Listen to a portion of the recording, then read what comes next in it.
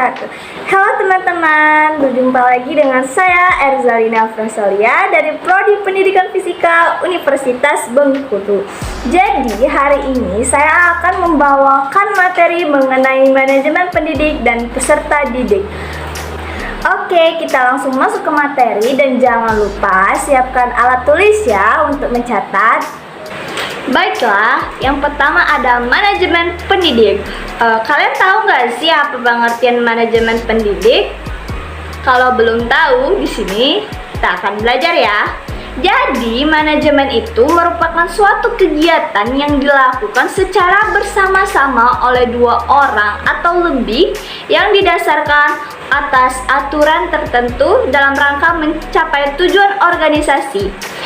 Sedangkan pendidik adalah tenaga pendidikan yang berkualifikasi sebagai guru, dosen, konselor, pamong belajar, widya iswara, tutor, instruktur, fasilitator, dan sebutan lain yang sesuai dengan kekhususannya. Jadi dapat kita simpulkan bahwa manajemen pendidik merupakan suatu kegiatan merencanakan, mengelola, dan mengorganisasikan, mengkomunikasikan sumber daya pendidikan agar dapat berjalan atau melaksanakan tugas dan tanggung jawabnya secara efektif dan efisien dengan maksud tercapainya tujuan pembelajaran atau tujuan pendidikan sebagaimana yang telah diharapkan. Kemudian ada tugas, kewajiban, dan hak pendidik. Tugas pendidik yaitu merencanakan dan melaksanakan proses pembelajaran.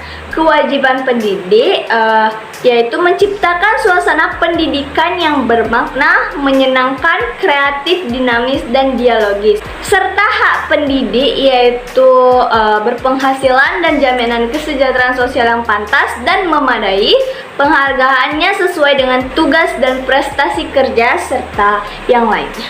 Kemudian ada peran pendidik. Seperti yang bisa kalian lihat, peran pendidik itu banyak ya teman-teman. Jadi peran pendidik itu guru sebagai pendidik, guru sebagai pengajar, guru sebagai pembimbing, guru sebagai pelatih, dan lain sebagainya. Dan yang keempat ada penguasaan kompetensi. Jadi seorang pendidik itu harus menguasai sejumlah kompetensi, baik kompetensi yang sifatnya mendasar maupun kompetensi yang sifatnya tuntutan dan pengembangan dari profesi keguruan.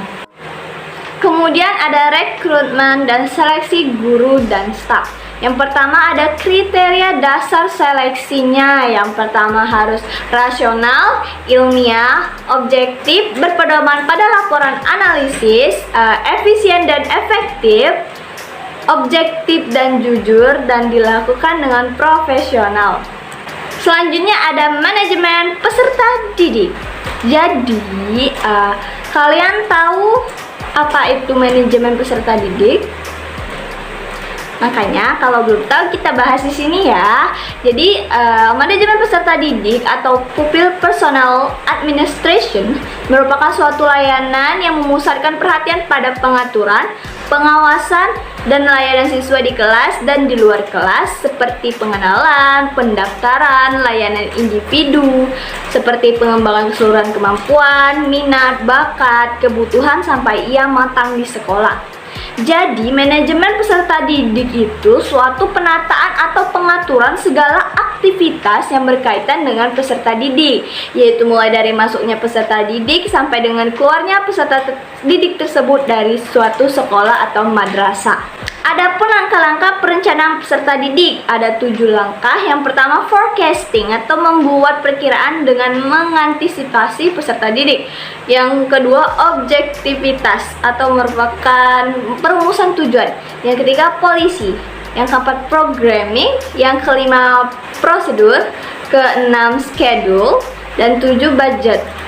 Yang ketiga, kebijakan penerimaan peserta didik baru. Kebijakan operasional penerimaan peserta didik baru ini memuat aturan mengenai jumlah peserta didik yang dapat diterima suatu sekolah.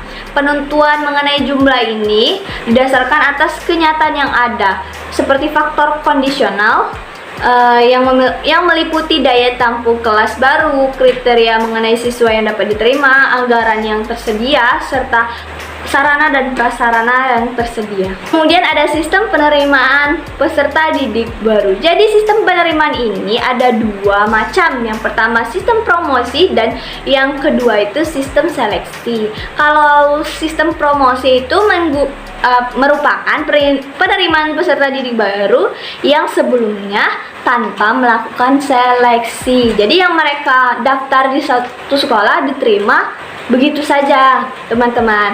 Nah, yang kedua itu sistem seleksi. Ini dapat digolongkan menjadi 3 macam juga. Yang pertama yang berdasarkan nilai EPTA murni, yang kedua minat dan kemampuan. Jadi kalau kalian punya kemampuan di bidang musik atau di bidang olahraga, itu kalian bisa melalui seleksi ini, teman-teman.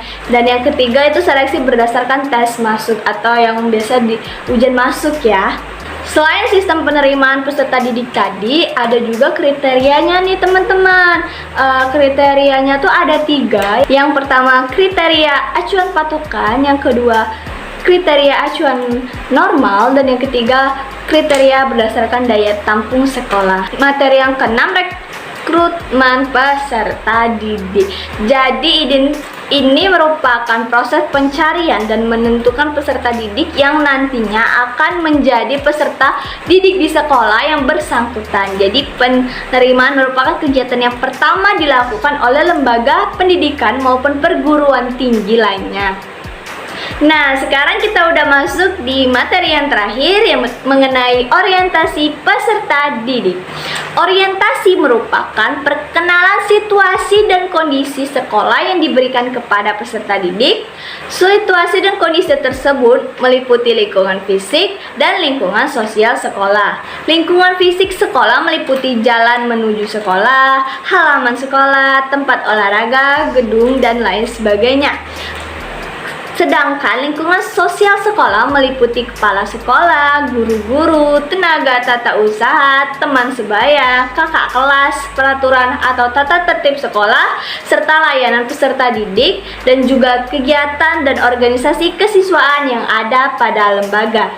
Materinya udah selesai nih teman-teman. Gimana? Kalian udah paham belum? Kalau kalian belum paham, kalian bisa bertanya ya di kolom komentar. Nanti kalau ada waktu saya bisa menjawab pertanyaan dari kalian semua. Nah, itu tadi materi yang dapat saya sampaikan. Apabila masih ada kekurangan, saya mohon maaf karena saya juga masih belajar. Kita bertemu di video selanjutnya.